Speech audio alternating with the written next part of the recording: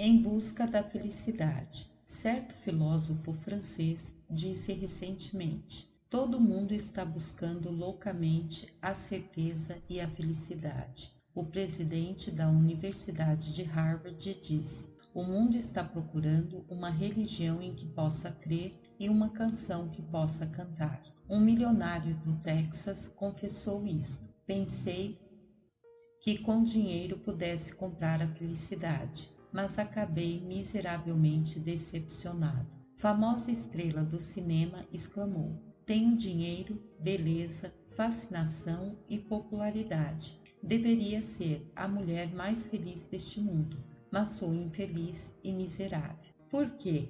Um dos mais conspícuos líderes britânicos disse: perdi toda a vontade de viver e, no entanto, tenho que viver. Que é que acontece comigo? Certo senhor foi consultar um psiquiatra e lhe disse: doutor, sinto-me vencido, sozinho e muito infeliz. O senhor me poderá ajudar? O médico especialista lhe receitou que fosse ao espetáculo de um famoso circo e visse e ouvisse um palhaço extraordinário que tinha fama de fazer rir os mais tristes e desanimados deste mundo. O consulente respondeu: eu sou o dito palhaço. Certo acadêmico disse: tenho 23 anos, já passei por experiências que fizeram de mim um velho e estou farto da vida.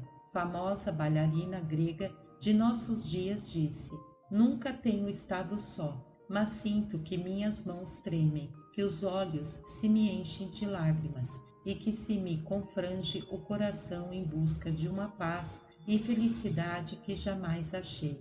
Um dos grandes estadistas do mundo, Odierno, me disse certa vez: estou velho e para mim a vida já perdeu todo o encanto e significado. Estou pronto a saltar fatalmente para o desconhecido. Jovem, o Senhor me poderá dar um raio de esperança? Este nosso mundo materialista luta e se agita e se debate na eterna busca da fonte da felicidade. Quanto mais conhecimentos adquire, menos sabedoria parece ter. Quanto maior for a segurança econômica em que vivemos, descobrimos avolumar-se mais dentro de nós o enfado e também o tédio. Quanto mais gozamos dos prazeres mundanos, nos sentimos menos satisfeitos e contentes com a vida. Somos como um mar inquieto, encontrando precária paz aqui e quase nenhum prazer ali. E nada nos parece permanente e satisfatório. E assim continua nossa busca. Os homens matam, mentem, escamoteiam, roubam e lutam para satisfazer sua ânsia de poder, de prazeres, de riquezas, pensando que dessa forma alcançarão para si e para a sociedade em que vive paz, segurança, contentamento e felicidade. Não obstante, em nosso íntimo, uma pequenina voz continua a nos dizer: não fomos criados para isso, mas para coisas melhores. Trazemos dentro de nós uma percepção misteriosa de que existe em algum lugar a fonte dessa felicidade, que torna a vida digna de ser vivida. E avançamos dizendo a nós mesmos que em algum lugar e num certo dia toparemos com esse segredo. Às vezes nos parece que já o encontramos, mas se trata de uma ilusão e continuamos decepcionados, confusos, perplexos e infelizes. A felicidade que possui valor permanente na vida não é superficial e não depende de circunstâncias. É uma felicidade, um contentamento que enche a alma ainda mesmo no meio das circunstâncias as mais adversas e no meio de ambientes mais que nocivos e desanimadores. É essa felicidade que sorri quando tudo vai mal, e mesmo através das lágrimas, a felicidade pela qual nossa alma suspira é essa felicidade imperturbável ante o sucesso ou a derrota, que se radica profundamente em o nosso íntimo e nos faculta interior descanso, paz e contentamento. Sejam quais forem os problemas que se agitem na superfície, essa espécie de felicidade não precisa de estímulos de fora. Perto de minha residência há uma fonte cujas águas nunca variam, seja qual for a estação do ano. Podem cair fortes chuvas por perto dela, que as suas águas não aumentam. Pode a região sofrer longa e dura estiagem, que as suas águas não diminuem. É sempre e perenemente a mesma. Eis o tipo de felicidade que tanto desejamos e queremos. A criatura humana, por natureza e instinto, julga-se insatisfeita pelo menos por um destes 3 motivos. Primeiro, tendo sido criado à imagem de Deus, o homem é um peregrino solitário e perdido sobre a terra, uma vez alienado da comunhão com o Criador, a cuja semelhança foi feito. Ter-se uma vaga ideia de que Deus existe não é o bastante. O homem precisa ter a certeza de que não está sozinho no mundo e de que uma inteligência e um poder mais adequado dirigem o seu destino. Segundo, o homem separado da verdade mostra-se confuso e perplexo. Ele precisa da verdade como os animais dela não precisam. Não tanto essa verdade das ciências físicas e matemáticas, mas da verdade a respeito do seu ser, de sua origem e finalidade, de seus conflitos e do seu futuro. Terceiro, o homem precisa de paz, não de uma paz indefinível, dessa chamada paz mental ou de espírito, mas dessa paz que o liberta de todos os perturbadores conflitos e frustrações da vida, dessa paz de alma que permeia todo o seu ser, paz que opera através das provações e sobrecargas da vida. Nada menos de 8 vezes nas Beatitudes, que alguém chamou de as belas atitudes. Jesus empregou a palavra bem-aventurado. Este vocábulo podia traduzir-se também por feliz, conquanto traga em seu bojo um significado bem mais rico do que esses que ele tem hoje no português. Eis porque o bem-aventurado se defende bem de qualquer redução ou perversão de sentido. As primeiras palavras de Jesus são: felizes sois vós. E a seguir, Jesus nos dá a fórmula da felicidade. Certamente, se alguém neste mundo já possuiu genuína felicidade e bem-aventurança, essa pessoa foi Jesus. Ele conheceu o segredo dela, e nessas beatitudes Jesus nos revela.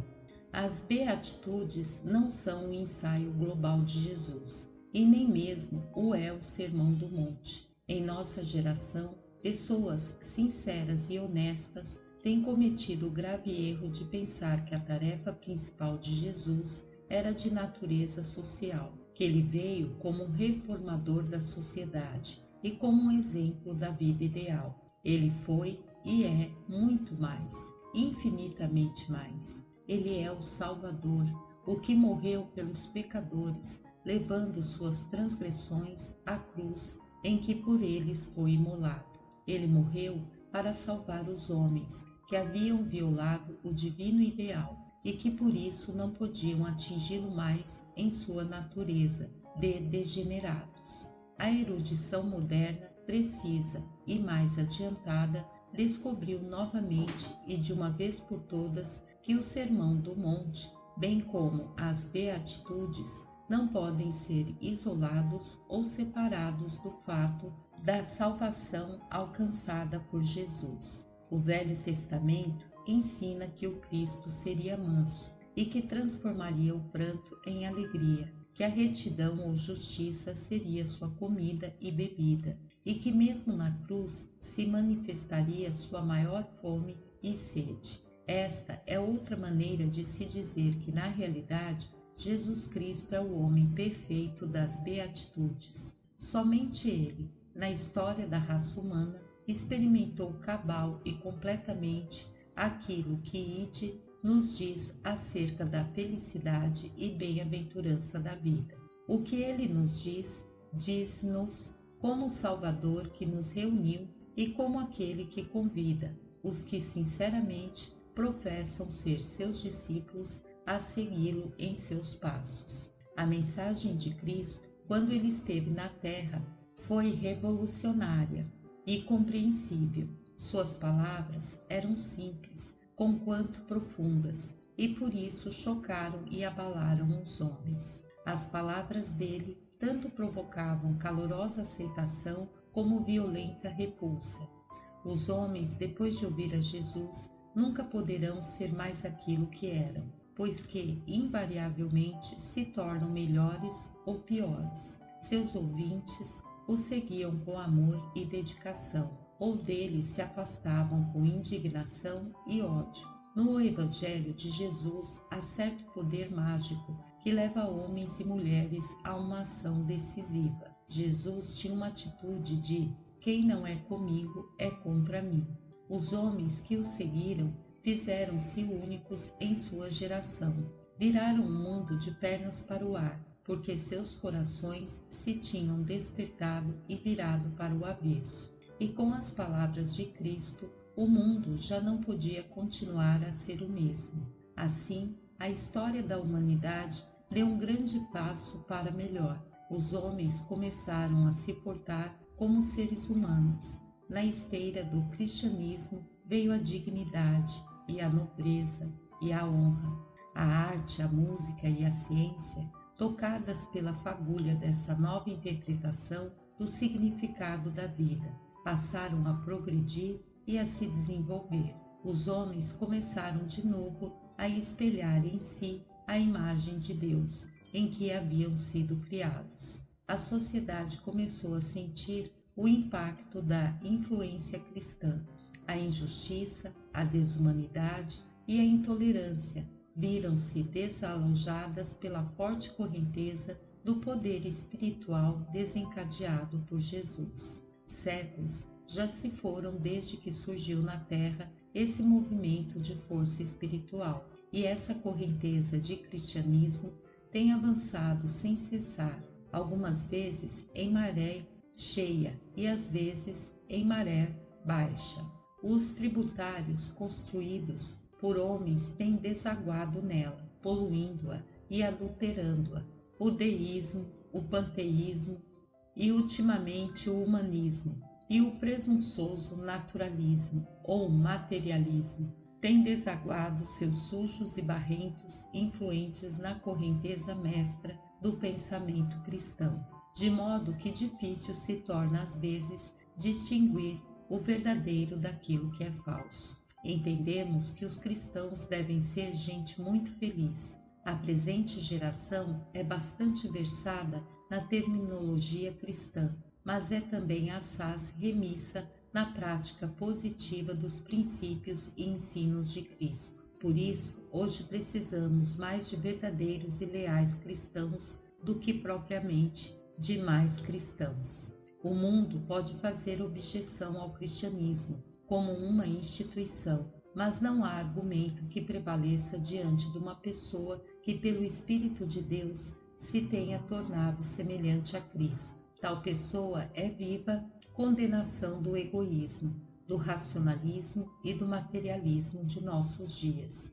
Muitas e muitas vezes temos discutido com o mundo a letra da lei, quando devíamos viver mais como vivos oráculos de Deus, vistos e lidos por todos os homens. Já é tempo de voltar novamente às fontes e perceber e sentir outra vez as qualidades curativas desse rio da salvação. Jesus disse à samaritana junto ao poço de Jacó: "Quem beber da água que eu lhe der, jamais terá sede". Aquela mulher desiludida e corrompida pelo pecado simboliza perfeitamente toda a raça humana. As aspirações dela são também as nossas. O clamor do coração dela é também o nosso. As desilusões dela são também as nossas desilusões. O pecado dela é também o nosso pecado.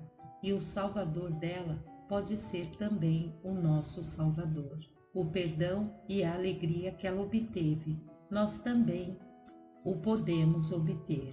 Convido o meu prezado ouvinte a realizar comigo uma empolgante jornada, uma pesquisa bastante aventurosa. Qual o nosso objetivo? O segredo da felicidade? O lugar? A Galileia? Voltemos para trás às páginas do tempo para 2000 anos. O dia está quente e abafado, e sufocante vento faz rodopiar o pó em caprichosas aspirais que são levadas pouco a pouco para os lados do mar da Galileia. Há um quê de expectativa na atmosfera que respiramos. O vento saltita feliz pela superfície do velho mar. Ouvimos vozes em tom excitado e febril, como de gente a saudar efusivamente um amigo. De várias estradas, pequenos grupos de gente começam a se reunir.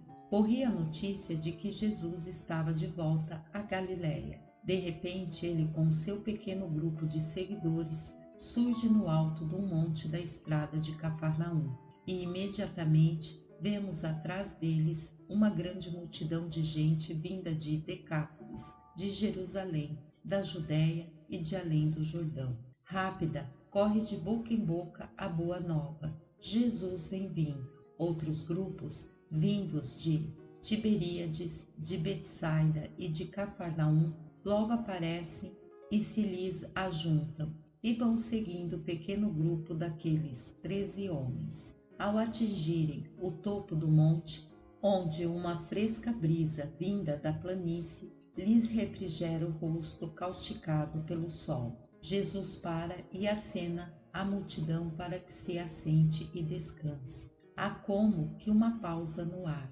Trata-se de um momento que deve ser apanhado e guardado por toda a eternidade. A multidão se aquieta, enquanto Jesus sobe ao topo de uma grande montanha vermelha e ali se assenta. Lá no vale, na estrada deserta, um viajante solitário cavalga seu camelo, rumando para Tiberíades. Grande silêncio se faz naquela multidão, à medida que olham todos com expectação para Jesus. Eis que ele abre sua boca e começa a falar. Aquilo que ele disse lá no Monte das Beatitudes da longínqua Palestina ia ficar na história como as palavras mais profundas e sublimes, até hoje pronunciadas neste mundo. Sim, ali, com palavras reverentes, bem medidas e de uma simplicidade sem igual, revelou Jesus o segredo da felicidade.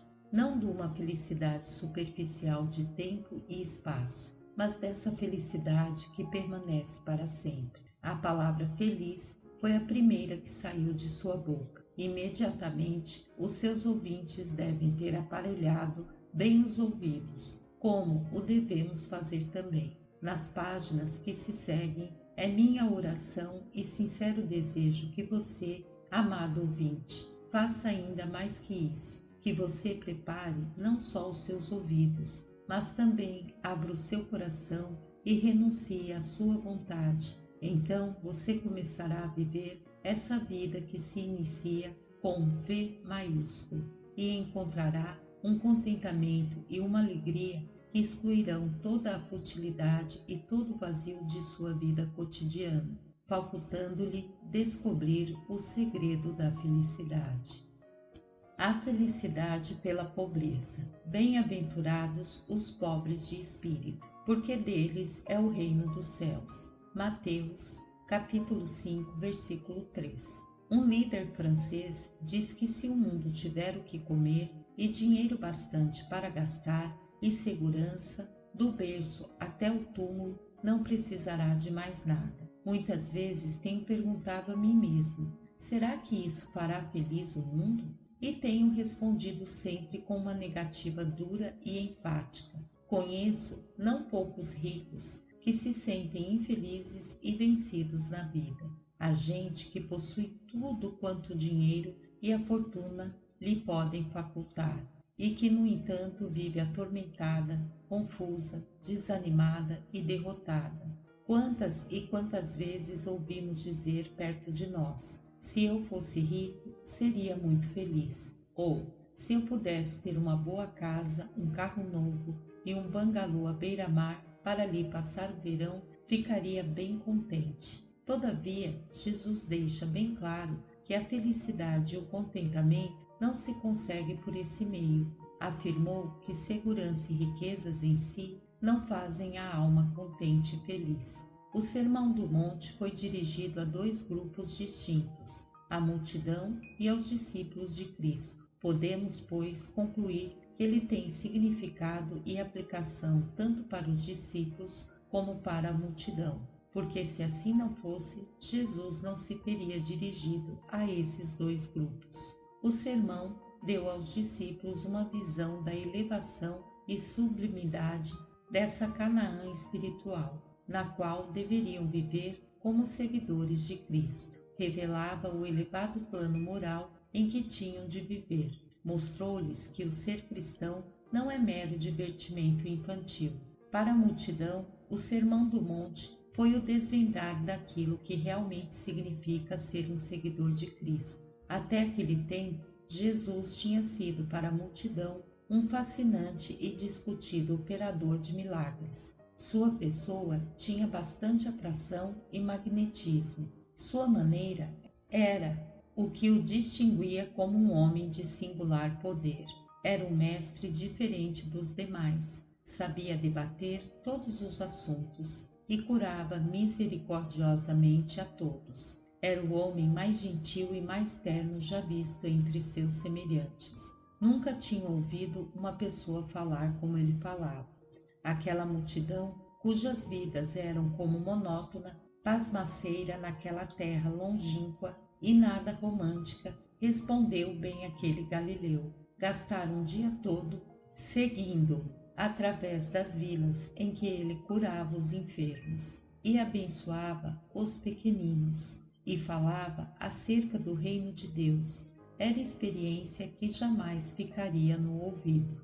Naquele dia, é certo que muitos que o seguiam estavam vivendo em desânimo e decepções. A religião para muitos deles só tinha sido superstição e cerimônias ocas. Parecia-lhes mesmo que não havia nada de importante entre religião e a vida. Achavam mesmo que talvez jamais realizariam o seu sonho de felicidade. E muito embora tivessem algum tempo conhecido o significado da palavra feliz, já disso estavam completamente esquecidos. Mas eis que Jesus agora vinha de novo colocar no vocabulário deles as palavras feliz e bem-aventurado. E coisa melhor, vinha colocar a felicidade e a bem-aventurança dentro de seus corações e vidas. Quando Jesus abriu sua boca, a primeira palavra que dela saiu foi esta,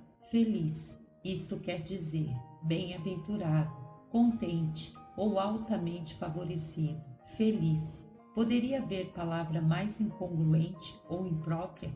Aqueles que a ouviram naquele dia estavam bem longe de serem felizes ou bem-aventurados. Dominados pelo Império Romano, viviam como escravos, pobres, desamparados, mal vestidos, escravizados por um governo estrangeiro, viviam sem esperança, felizes. Como poderiam aquelas vidas miseráveis ser altamente favorecidas, abençoadas e contentadas? Logo, ungidas a essa primeira palavra, vinham outras quatro, os pobres de espírito. Se Jesus houvesse omitido as duas últimas palavras, eles todos se teriam regozijado, porque eram pobres de fato. Mas Jesus falava dos pobres de espírito. Maravilhados, eles o escutavam. Escondido nessas palavras aparentemente enigmáticas ou místicas, está o primeiro segredo fundamental da felicidade. A princípio, ele nos parece uma contradição. Em geral, achamos que os pobres são infelizes, mas Jesus nos ensina que se acha a felicidade em meio à pobreza. A espécie de felicidade estava Jesus se referindo? Acaso falava ele dos que não possuem bens, propriedades ou riquezas deste mundo?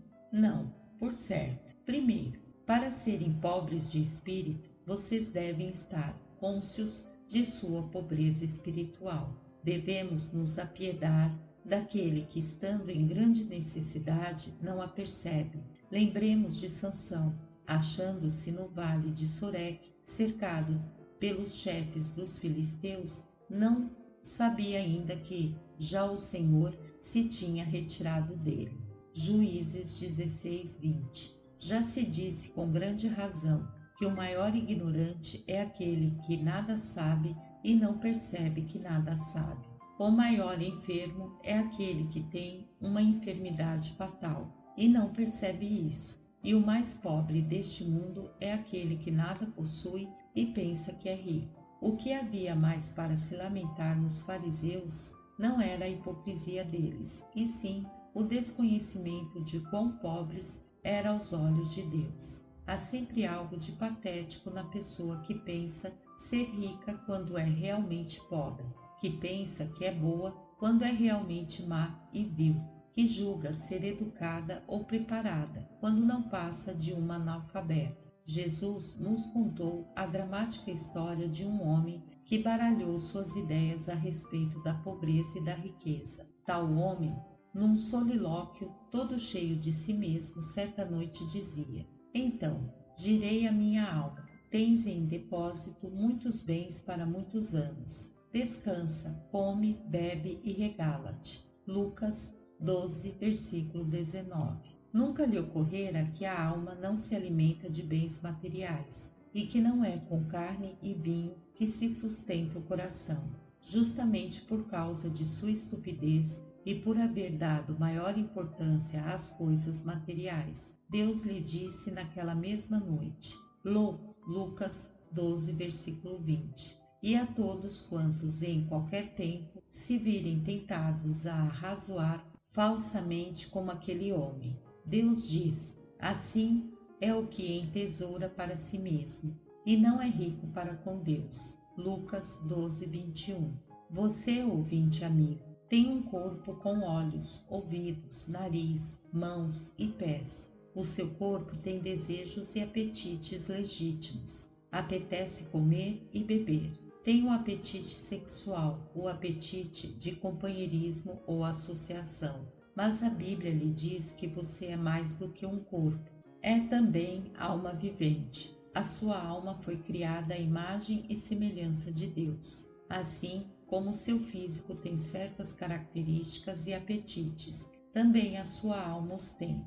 Os característicos da alma são a personalidade, a inteligência, a consciência e a memória. A sua alma anseia por paz, contentamento e felicidade. Neste mundo em que vivemos, costumamos dar maior atenção à satisfação dos apetites corporais e quase nenhum aos da alma. Por isso somos unilaterais, engordamos física e materialmente, ao passo que espiritualmente nos tornamos magros, fracos e anêmicos. A alma, criada à imagem e semelhança de Deus, não se satisfaz completamente enquanto não conhece bem a Deus. E somente Deus pode satisfazer os profundos desejos, aspirações e apetites de nossa alma. Você pode ter o encanto de uma estrela de cinema ou a riqueza de um milionário do Texas e ainda assim não ser feliz e não ter paz nem contentamento. Por quê? Simplesmente pelo fato de ter dado atenção só ao corpo e não à alma. A alma, na verdade, exige tanta atenção como o corpo. Precisa de amizade e comunhão com Deus. Precisa de culto, de sossego e de meditação. Se diariamente não se alimentar e exercitar a alma, torna-se ela fraca e mirrada. Acabará descontente, confusa e inquieta. Muita gente se volta para as bebidas alcoólicas, intentando assim sufocar os gritos e aspirações da alma. Alguns apelam para uma nova experiência sexual, outros buscam abafar as aparições espirituais de outras maneiras. Mas ninguém e nada satisfaz completamente a alma senão Deus, porque ela foi feita para Deus, e sem Deus ela fica em desassossego e em tormentos secretos. O primeiro passo para Deus é perceber e sentir a sua pobreza espiritual. O pobre de espírito não mede o valor da vida por possessões terrenas, que se podem perder da noite para o dia, mas em termos de realidades eternas, que duram para sempre. Sábio é quem abertamente confessa sua falta de riqueza espiritual e de humildade de coração e clama: ó Deus, tem misericórdia de mim, pobre pecador.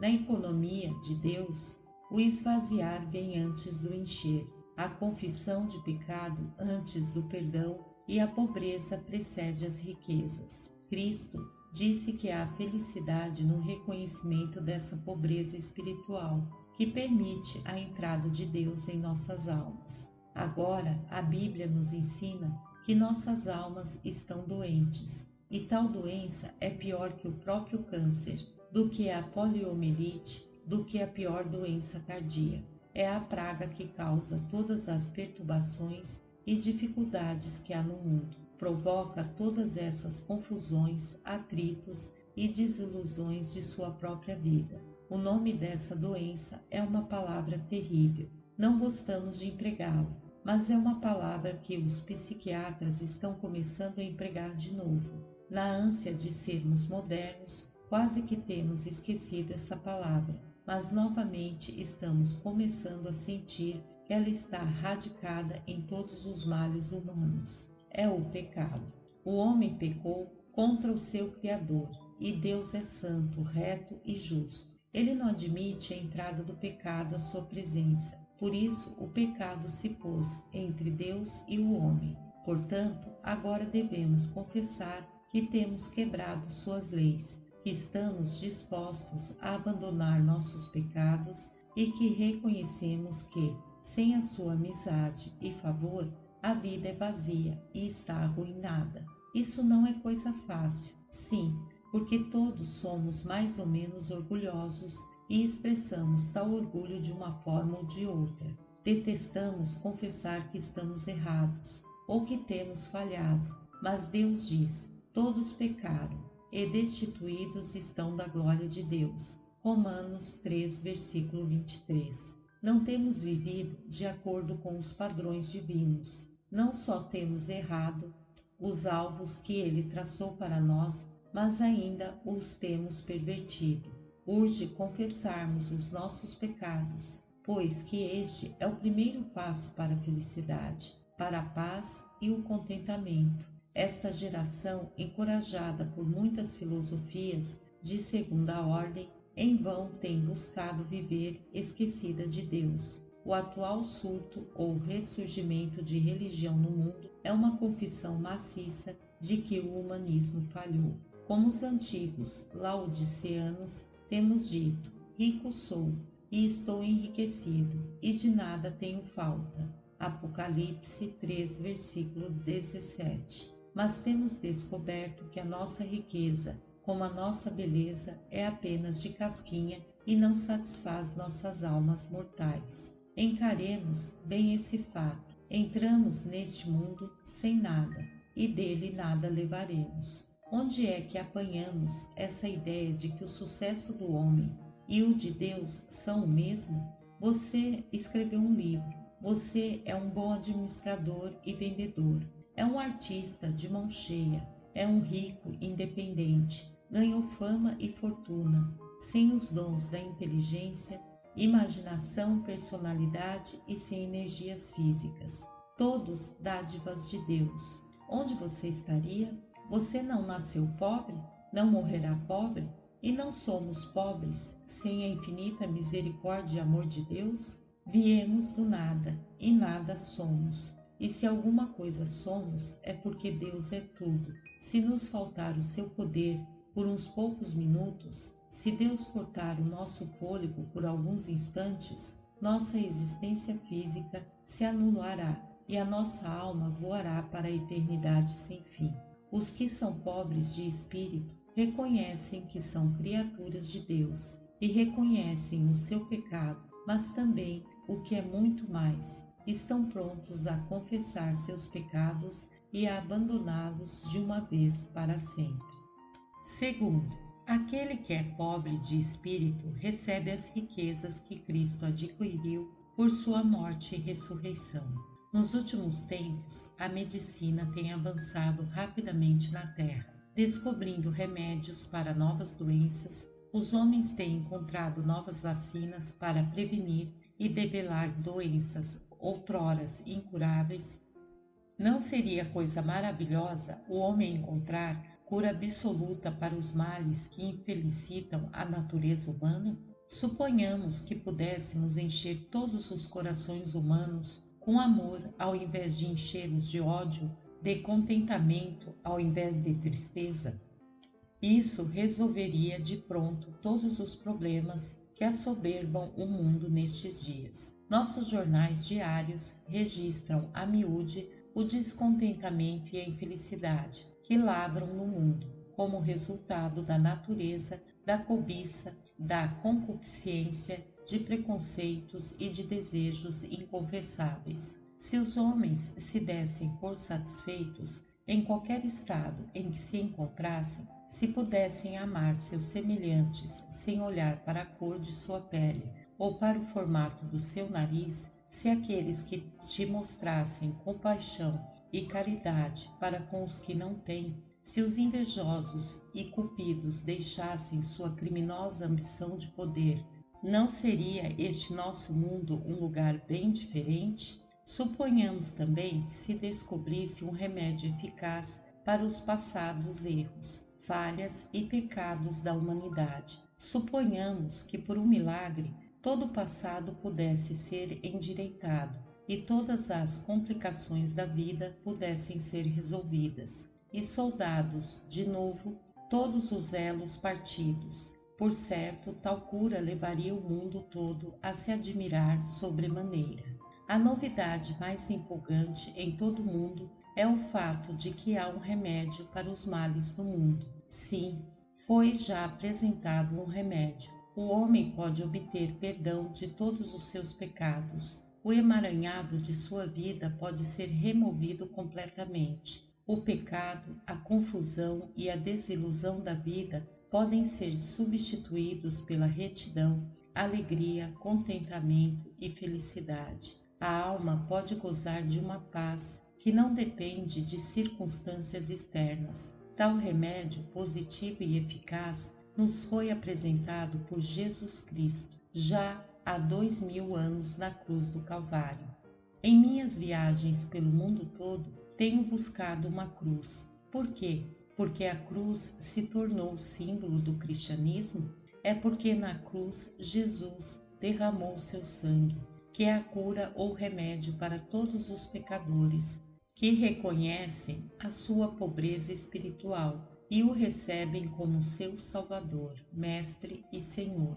A morte de Cristo naquela primeira Sexta-feira Santa não foi um mero acidente, foi um ato de amor de Deus, reconciliando consigo os homens. O pecado se colocará entre Deus e os homens. O homem não poderia ser feliz e nem podia encontrar contentamento, afastado ou separado de Deus. Por isso, na sua graça e amor, Deus nos enviou o seu Filho para carregar os nossos pecados e tirar a culpa e castigo que merecíamos. Todavia, Deus requer alguma coisa de você.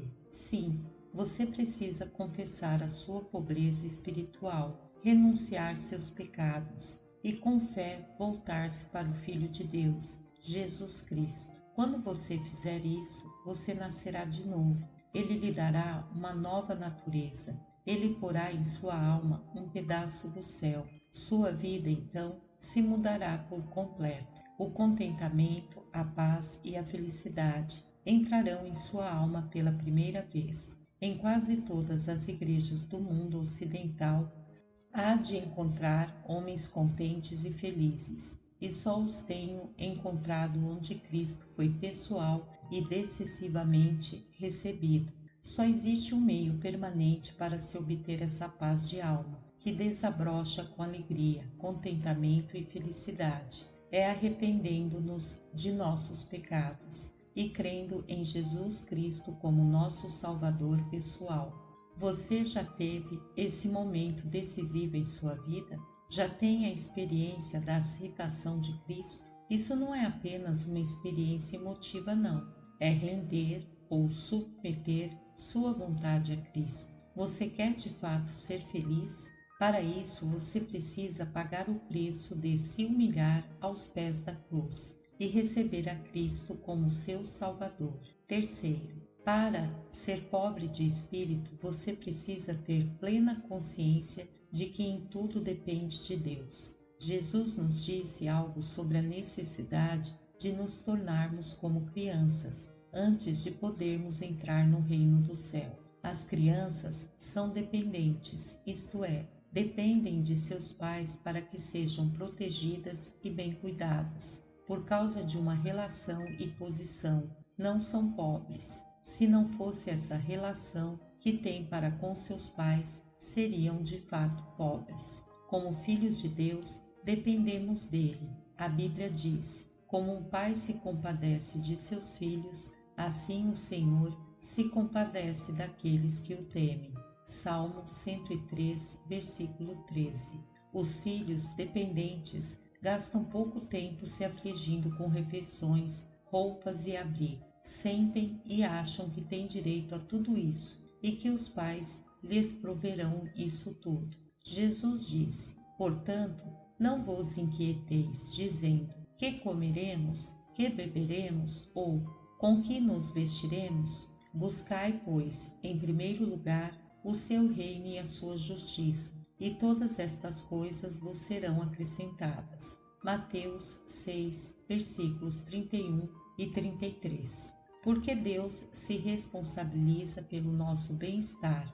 É-nos dito que devemos lançar sobre Ele todos os nossos cuidados, pois que Ele cuida de nós. Pelo fato de dependermos de Deus é que Jesus disse: não se turbe o vosso coração. João 14, versículo 1. E Deus nos diz: tomarei o fardo, não penseis nisso, deixai-o para mim.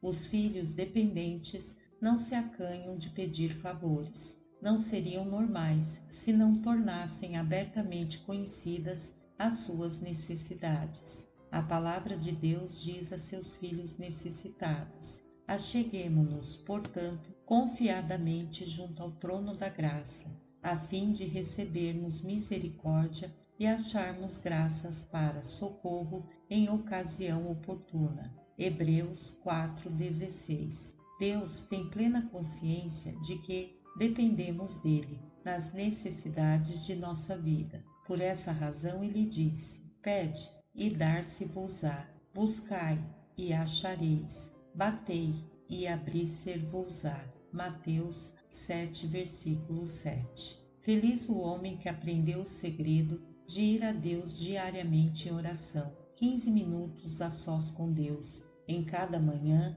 antes de começar o dia, podem mudar as circunstâncias e remover montanhas. Mas toda essa felicidade e todos esses ilimitados benefícios que provém do tesouro do céu dependem de nossa relação para com Deus. Absoluta dependência e absoluta rendição são as condições de sermos filhos de Deus. Somente os filhos dele têm o direito de receber essas coisas que lhes proporcionam felicidade. E para sermos seus filhos, precisamos submeter inteiramente a nossa vontade à vontade do Pai Celestial. Precisamos reconhecer a nossa pobreza antes de podermos ser enriquecidos. Precisamos admitir que nada temos antes de nos tornarmos filhos por adoção. Quando percebemos que toda a nossa bondade ou boas obras não passam de trapos imundos aos olhos santos de Deus e sentimos o poder destrutivo de nossa vontade e teimosia. Quando sentimos profundamente a nossa absoluta dependência da graça de Deus pela fé e não por outro qualquer meio. Daí temos iniciado nossa caminhada de felicidade. O homem não chega a conhecer a Deus pelas obras, conhece-o pela fé, mediante a graça. Você não pode abrir seu caminho para a felicidade e para o céu.